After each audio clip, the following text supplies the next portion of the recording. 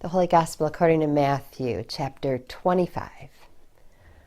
Jesus said to the disciples, "For it is as if a man going on a journey summoned his slaves and entrusted his property to them. To one he gave 5 talents, to another 2, to another 1, to each according to his ability. Then he went away. The one who had received the 5 talents went off at once and traded with them and made 5 more talents. In the same way, the one who had the 2 talents made 2 more talents. But the one who had received the 1 talent went off, dug a hole in the ground, and hid his master's money. After a long time, the master of those slaves came and settled accounts with them. Then the one who had received the 5 talents came forward, bringing 5 more talents, saying, 'Master, you handed over to me 5 talents. See, I have made 5 more talents.' His master said to him, 'Well done, good and trustworthy slave. You have been trustworthy in a few things. I will put you in charge of many things. Enter the joy of your master.' And the one with the 2 talents also came forward, saying, 'Master, you handed over to me 2 talents. See, I have made 2 more talents.' His master said to him, 'Well done, good and trustworthy slave. You have been trustworthy in a few things. I will put you in charge of many things. Enter into the joy of your master.' Then the one who had received the 1 talent also came forward, saying, 'Master, I knew that you were a harsh man, reaping where you did not sow and gathering where you did not scatter seed. So I was afraid, and I went and hid your talent in the ground. Here, you have what is yours.' But his master replied, 'You wicked and lazy slave. You knew, did you, that I reap where I did not sow and gather where I did not scatter? Then you ought to have invested my money with the bankers, and on my return I would have received what was my own with interest. So take the talent from him and give it to the one with the 10 talents. For to all those who have, more will be given, and they will have an abundance. But from those who have nothing, even what they have will be taken away. As for this worthless slave, throw him into the outer darkness, where there will be weeping and gnashing of teeth.'" The Gospel of the Lord. It would be easy to hear this story and think either, "Wow, I'm doing great. God has blessed me with all of these gifts in life, and I've invested them. I've multiplied them. I have done good work. God will say to me eventually, 'Enter into the joy of your master.'" Or it would be easy to hear this and think, "Oh, I'm not doing enough. I know I'm supposed to let my light shine. I haven't been reaching enough people. I haven't been helping enough people. I know that I'm not doing enough. Give me more time, God. Don't take what little I have and give it to those who have much." Either way, if you hear it one of those 2 ways, that would be a grave misunderstanding of this story. Jesus is not the master here. The master in this story does not represent God. How do we know this? We know it when we think about what we know about God through Jesus Christ. And here is what we know. First of all, God doesn't have slaves. God calls people to set the slaves free. I give you Moses. I give you the Israelites. I give you the Pharaoh. God doesn't have slaves. Jesus doesn't have slaves.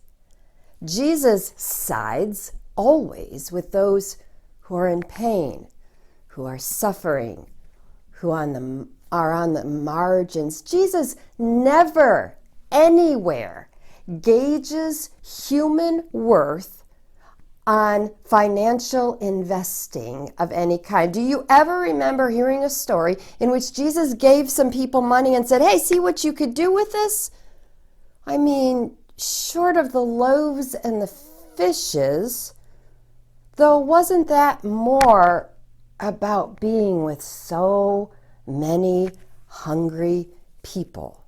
And Jesus reminding his disciples, you feed them. Take whatever you have and feed them, right?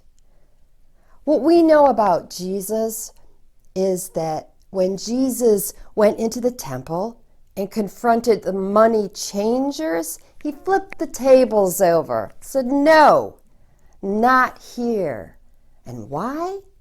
Partly because in that scene, the money changers were using their position to prevent people from coming to the temple who couldn't pay, right? That's not our Jesus.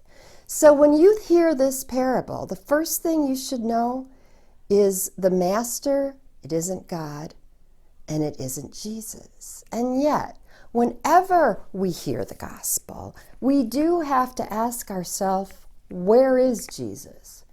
And what is Jesus telling us? What ought we take away from this? I contend that Jesus is with those who are gnashing their teeth and weeping. You see, I recently got a mouth guard. You've seen them, I'm sure. I won't show it to you. Even I think it's kind of gross. But I got this mouth guard from the dentist because I grind my teeth at night. Maybe you have one too, right? Maybe you'd like to get one because you wake up in the morning and your jaw hurts, but you don't have any insurance and you can't go to the dentist and get one, right?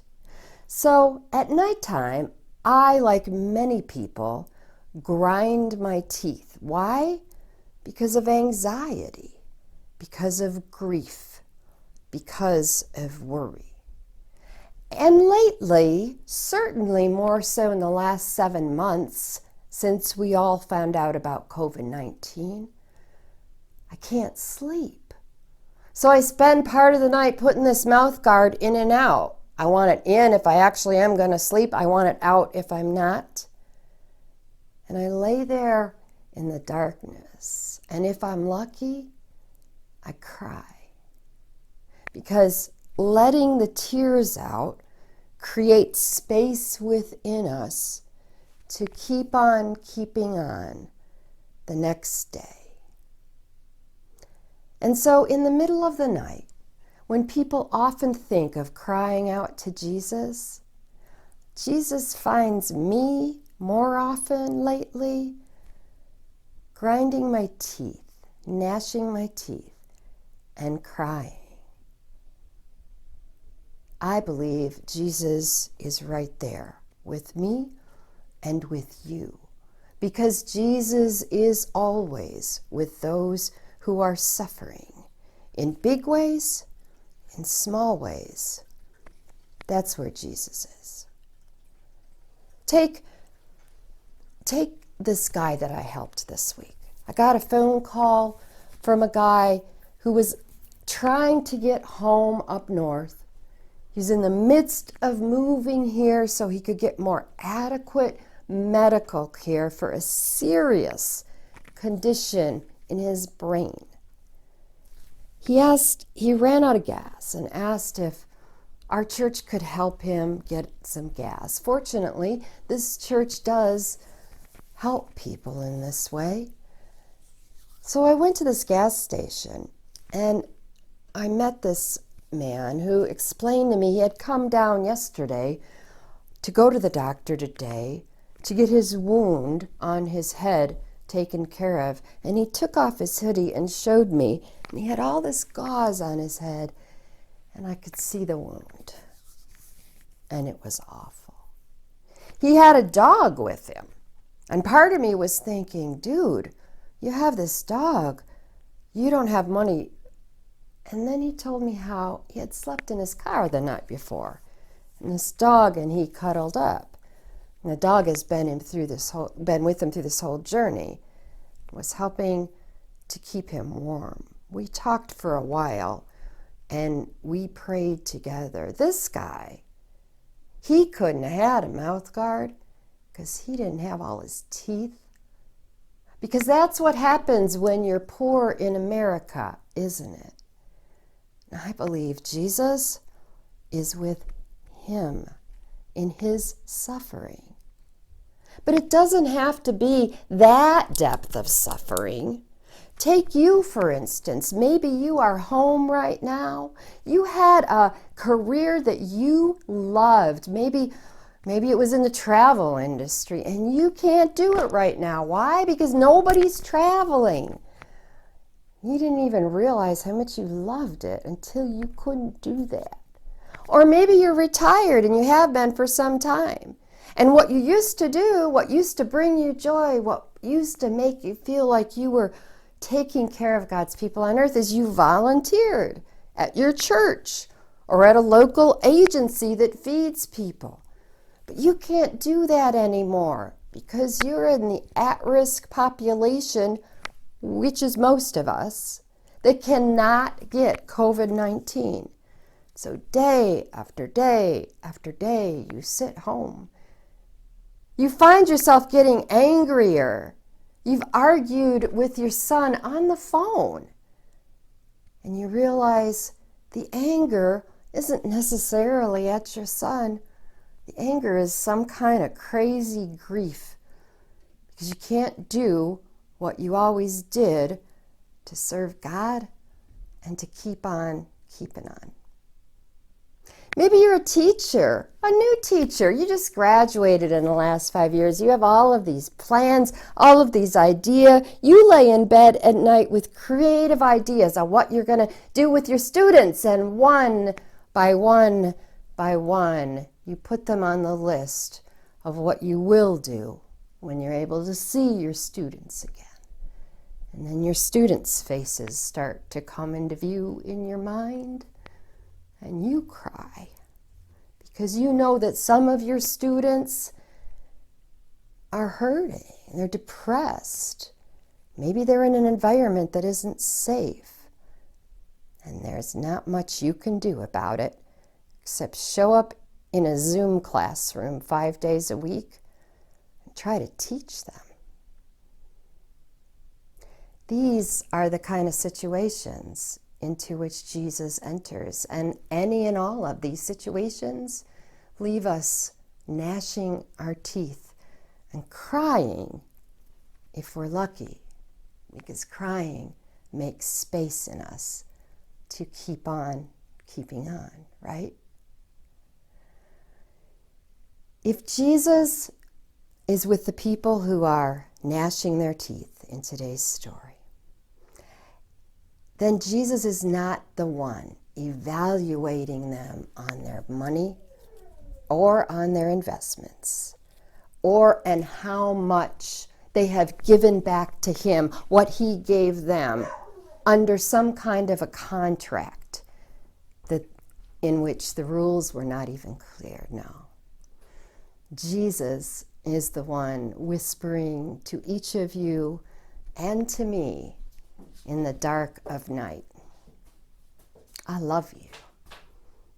I am with you. I too am gnashing my teeth. I too weep. I too hurt for all those who suffer, those who torment you at night in your mind. And yes, you too. There is no suffering too small that I do not care about it. That's what Jesus says. And so when you look at this story that way, it turns the whole thing on its head, doesn't it?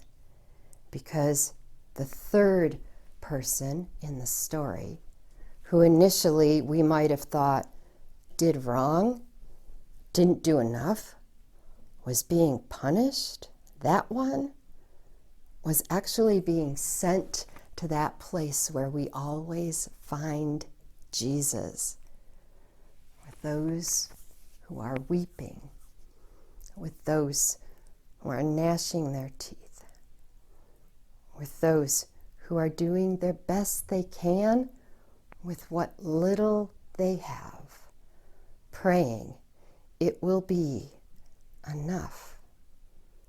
And just like when Jesus told his disciples to feed the 5,000 with a couple fish, a few loaves of bread, what you do is enough. Because what Jesus asks of us are two things: that we love one another, and that all those who are weary and carrying heavy burdens come to him so that he can give you rest. Hi, dear people. So I've been asked to lead us in a little, I guess I could say, spiritual renewal. I know it's rough out there, and it's rough in here sometimes. It's rough in our homes, it's rough at work, it's rough in the news and in the country and in the world. A lot of people in our history used spirituals to help, to get them through the hard work when they're dealing with people, when they're dealing with the stairs to the second floor, when they're working with their children, when they're working tilling the fields or harvesting the food. So I have one song this week, and I hope you'll join me in singing. It's called I Gotta Move When the Spirit Says Move. I gotta move when the Spirit says move. I gotta move when the Spirit says move. 'Cause when the Spirit says move, I gotta move, oh Lord. I gotta move when the Spirit says move. Got it? Let's do dance. I gotta dance when the Spirit says dance. I gotta dance when the Spirit says dance. I gotta dance when the Spirit says dance, oh Lord. I gotta dance when the Spirit says dance. You can tell you can change the words. Pray. Let's do pray right now. I gotta pray when the Spirit says pray. We do. We gotta pray when the Spirit says pray. 'Cause when the Spirit says pray, we gotta pray. Oh, we gotta pray when the Spirit says pray. You know what I love to do? Sing it. I gotta sing when the Spirit says sing. Yeah, I gotta sing when the Spirit says sing. 'Cause when the Spirit says sing, we gotta sing, oh Lord. We gotta sing when the Spirit says sing. What always helps, we gotta love when the Spirit says love. Oh yeah, we gotta love when the Spirit says love. 'Cause when the Spirit says love, we gotta love, oh Lord. We gotta love when the Spirit says love. That's right, we gotta love when the Spirit says love. We gotta love